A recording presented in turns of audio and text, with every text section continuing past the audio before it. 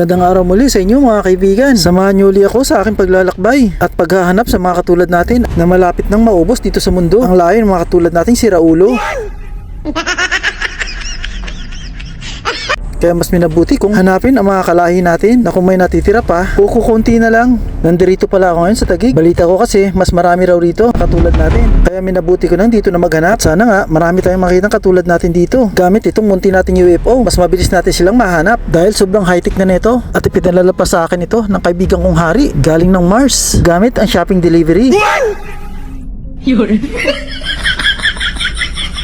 Sa mga gusto pala dyan na magkaroon ng sariling UFO, ituturo ko pula sa inyo kung paano makabili. Pero bago yon, dapat verified kayong kalahi. At kung paano mo malalaman na ikaw'y verified ng kalahi, mahahaba na yung kuko at may nalilisik na mata, may mahabang panga at may matutulis na ngipin. At kung may ganyan ka na, aba, certified ka ng alien.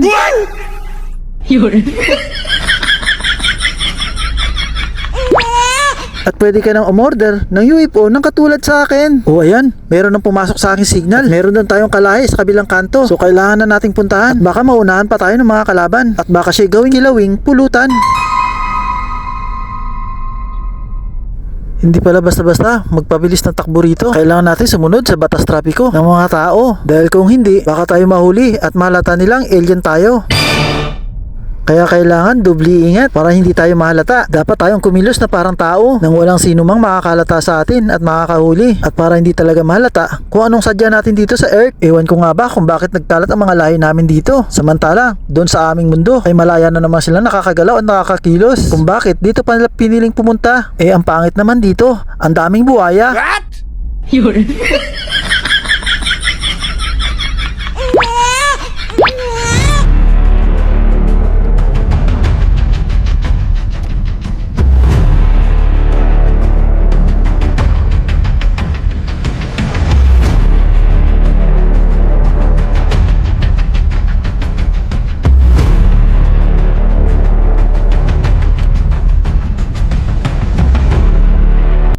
At ayan, andito na ang ating kalahi.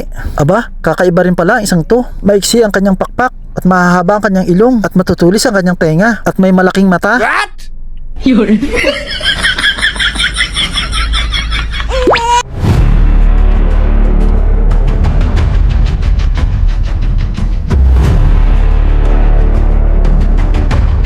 Tara at maghahanap pa tayo ng ating mga kalahi dahil maggagabi na at mawawala na sila ng lakas dahil pagsapit ng dilim kami nang hihina at nang lalabo ang aming mga mata dahil gabi ang aming kahinaan kaya mabilis kaming mahuhuli at mapupuksa ng mga kalaban. So paano mga kaibigan, hanggang dito na lang muna, hanggang sa pagkikita nating muli. Bye bye!